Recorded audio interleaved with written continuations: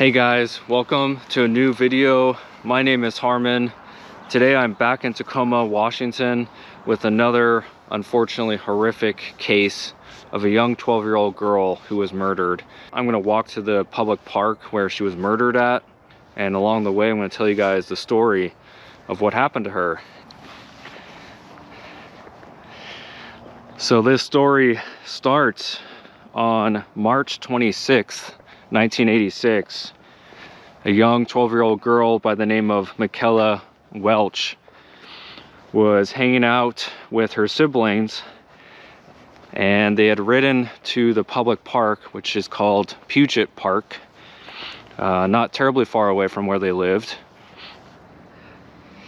So she had taken her sisters to the park at about 10 a.m. and then decided to ride back home at about 11 a.m. to make lunch for them. When she returned to the park, she put her bike next to a table and went looking for her two siblings, who had gone nearby to a restroom, unbeknownst to her though. So Michella went around the park, tried to locate her siblings, but for some reason couldn't find them, as again they went, I think, out of the park to a nearby business to go to the bathroom. Now, when Michella's sisters both returned to the park at about 1:15, they did not see Michella. And so within a 2-hour time frame from when Michella returned to the park with lunch for her sisters to the time her two sisters returned from using the bathroom at a nearby business, Michella had disappeared. When Michella's sisters both went to the other side of the park, they found the sandwiches in a brown paper bag that Michella had brought with her for their lunch. They saw, of course, her bicycle left by the table as well. And of course, officers were dispatched to try to locate Michella, who had now been missing for about 4 hours total. As officers finally arrived at about 3:10 p.m. and started searching in the park. And unfortunately, about 8 hours after the police went to the park, at about 11:30 p.m., they finally found Michella's body in a makeshift fire pit area in a gulch. She had been beaten and sexually assaulted, and according to coronary reports, she had died from a cut to her neck. And as you can imagine, a young 12-year-old girl originally going missing but then being found murdered caused a huge uproar in the community. Thousands of tips were called in every day to the police department, trying to find any kind of lead whatsoever. The DNA found at the crime scene at the time did not match any other profiles that they had on their database.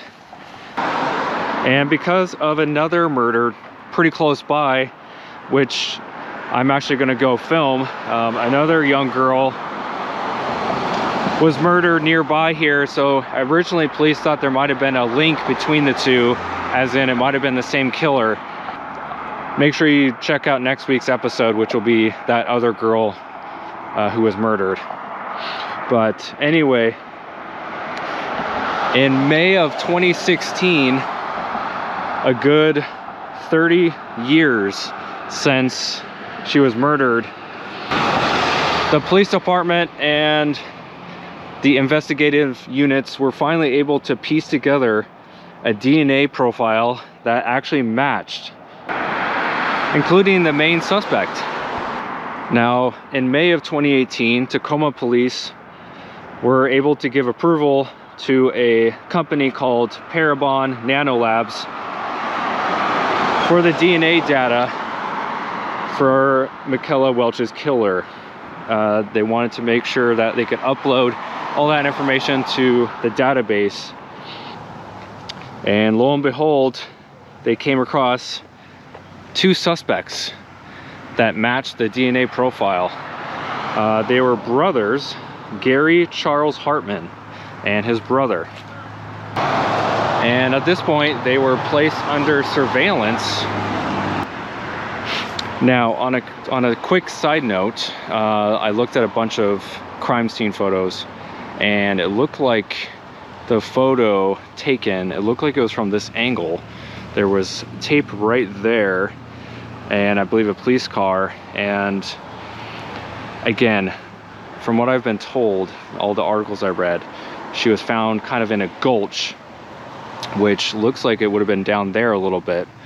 But you can definitely see in the picture that I'll show you that there was definite crime scene tape right here.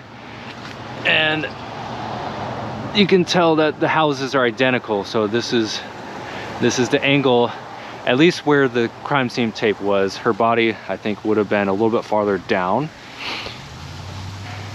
But I'm glad I found at least the general area here. The officers were able to continue following the brothers to find any more information. Of course, see if they would slip up, maybe get some more DNA evidence on them so they could match it.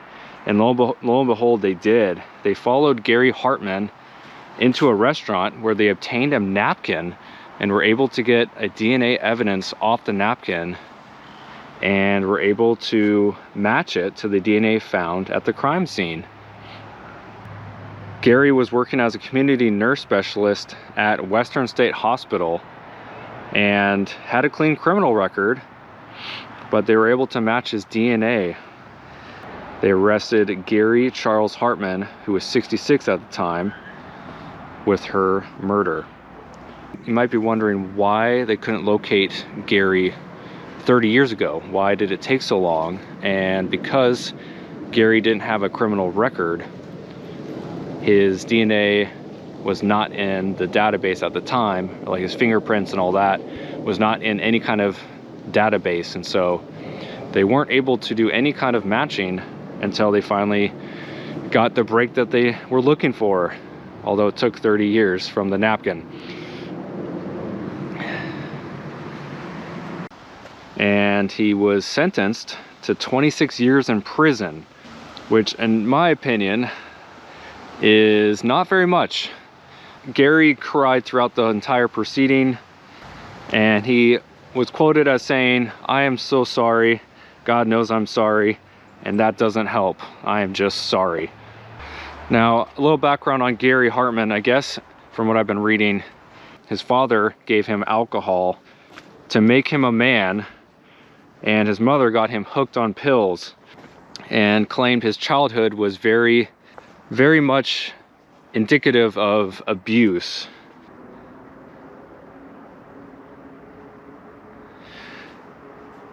Anyway, like I said, as far as I know, Michella's body was found somewhere down in this gulch area,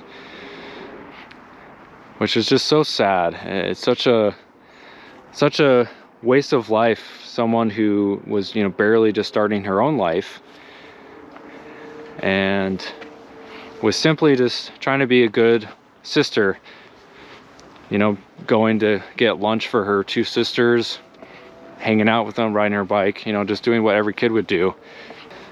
And the sad reality is that 2025, this year, it feels like more and more likely that it's just harder to kind of send your kids out down the street, to a park or a playground. Because nowadays, in 2025, it seems like there's just more and more people, predators, who are just out and about, it seems. I don't know, it just seems like the 70s and 80s were a simpler time. Parents just let their kids ride their bikes around town and there was no worries. All right, so I just made it to the Mountain View Cemetery here in Tacoma. It's about a 20-minute drive from where Michella was murdered at. So I came here. It's a giant cemetery, but I got some help from some cemetery employees, and they showed me where it was, where Michella's grave was. So I went out to where it was supposed to be, but I couldn't find any kind of headstone.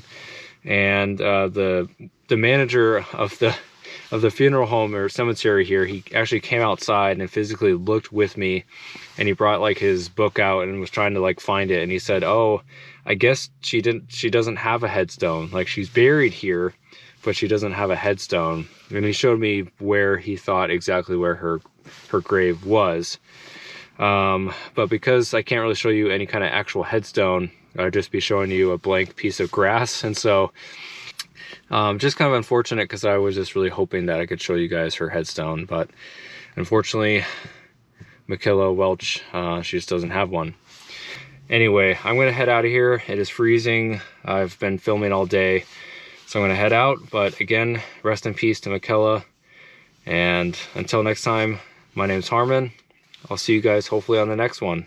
Thank you for watching.